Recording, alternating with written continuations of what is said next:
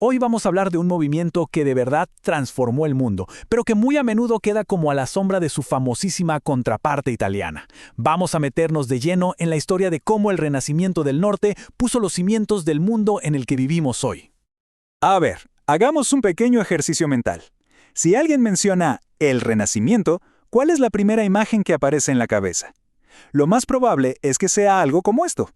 Para casi todo el mundo, es el Renacimiento italiano. ¿A que sí? Un mundo de belleza idealizada, de una perfección clásica que renace, con su corazón latiendo en ciudades como Florencia. Pensamos en héroes de la mitología, en la simetría perfecta del David de Miguel Ángel. Pero ojo, porque mientras todo esto pasaba en el sur, una revolución completamente distinta se estaba cocinando en el norte de Europa.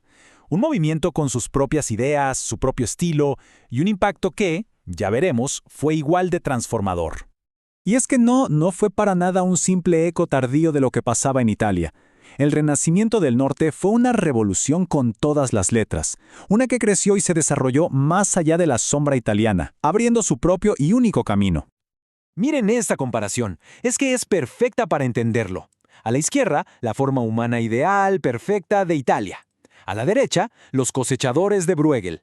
¿Se nota el contraste? Es abismal. El norte no estaba tan enfocado en dioses y héroes, sino en la realidad, a veces cruda y siempre detallada, de la vida de todos los días.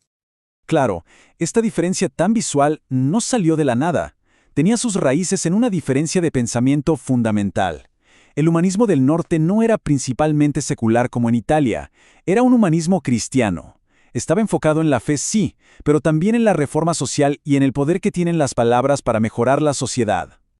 Y si tuviéramos que ponerle un rostro a este movimiento, sin duda sería el de Desiderio Erasmo de Róterdam. Para Erasmo, saber de los clásicos no era un simple adorno intelectual, no, era una herramienta para purificar la fe, para reformar la Iglesia desde dentro, un concepto que se llamó piedad erudita. Y esta tabla, la verdad, lo resume todo de manera genial. Mientras Italia, con sus ciudades-estado, se enfocaba en el logro del individuo, el norte, donde ya estaban naciendo los estados-nación, se concentraba en la reforma de la sociedad.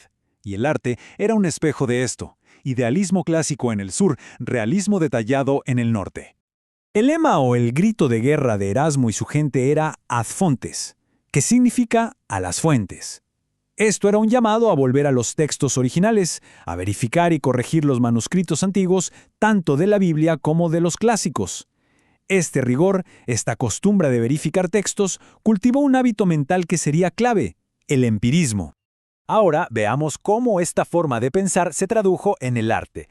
Los artistas del norte desarrollaron una forma completamente nueva de ver, casi una obsesión con el detalle, con el simbolismo escondido en los objetos cotidianos y sobre todo con el dominio de una nueva tecnología, la pintura al óleo. Es que la pintura al óleo fue una revolución. Les permitía aplicar capas finísimas de pintura para crear luces y texturas increíblemente realistas. Perfeccionaron lo que se conoce como simbolismo disfrazado, donde un objeto común y corriente tenía un significado religioso súper profundo. Y en vez de pintar siempre escenas de mitología, crearon géneros nuevos, como el paisaje y las escenas de la vida campesina. El resultado era simplemente asombroso. Creaban ilusiones de la realidad que hoy nos parecerían casi fotográficas. Solo hay que pensar en el espejo convexo del retrato Arnolfini de Van Eyck, que refleja toda la habitación con una precisión de microscopio. Era una auténtica celebración del mundo físico, observado hasta el último detalle. Pero la innovación más disruptiva del norte no fue artística, para nada. Fue tecnológica. La invención de la imprenta de tipos móviles fue el equivalente a nuestra revolución digital, a la llegada de Internet. Cambió por completo las reglas del juego para difundir ideas. Gracias a Johannes Gutenberg, de repente se podían producir textos e imágenes en masa, de forma rápida y barata. Esto rompió el monopolio del conocimiento que hasta entonces tenían la Iglesia y la nobleza. Las ideas, de pronto, estaban al alcance de una población que cada vez sabía leer más. ¿Qué tan poderosa fue esta tecnología? Pensemos en una sola persona, Martín Lutero. Entre 1517 y 1520 se imprimieron unas 400.000 copias de sus panfletos. 400.000, una cifra impensable. La Reforma Protestante simplemente no habría sido posible sin esta capacidad de viralización. Y este gráfico visualiza esa explosión a la perfección. Las publicaciones en Alemania se multiplicaron por 7 en tan solo 6 años. La imprenta no solo difundió ideas, las aceleró. Fue el motor de un cambio cultural y religioso a una velocidad nunca antes vista. Bueno, y aquí es donde conectamos todos los puntos. Este cóctel de rigor intelectual, realismo en el arte y poder tecnológico no solo provocó la reforma, estaba sentando las bases para una revolución aún más grande, la científica. El camino es bastante claro. El humanismo cristiano insistió en verificar los textos antiguos. Este hábito de verificación empírica luego se extendió al texto de la naturaleza misma. Si se podían cuestionar los escritos de Ptolomeo, también se podía cuestionar su modelo del universo.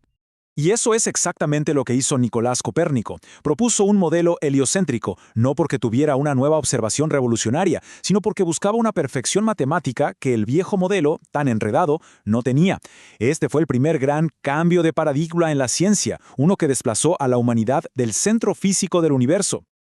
Y el impacto también fue económico. La reforma, en particular en su versión calvinista, fomentó una ética de trabajo superdisciplinada.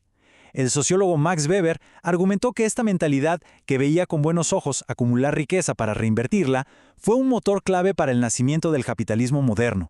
Y para ir cerrando, una visión un poco más matizada de esta mentalidad del norte, a través de los ojos del gran artista Alberto Durero. Cuando vio arte mexica por primera vez en 1520, no reaccionó con arrogancia, sino con puro asombro. Dijo que se maravilló del sutil ingenio de los hombres en tierras extrañas. Esa curiosidad por el mundo también fue un gran motor de esta era. Así que la próxima vez que pensemos en el Renacimiento, quizás valga la pena mirar un poco más allá de Italia, porque en el norte se forjaron las herramientas que definen nuestro presente, el método empírico, la comunicación en masa y esa idea de que las viejas autoridades siempre pueden ser cuestionadas. La pregunta que queda en el aire es, ¿de qué otras formas ha moldeado nuestro mundo este otro Renacimiento? Bueno, amigos, este video se terminó. Chao.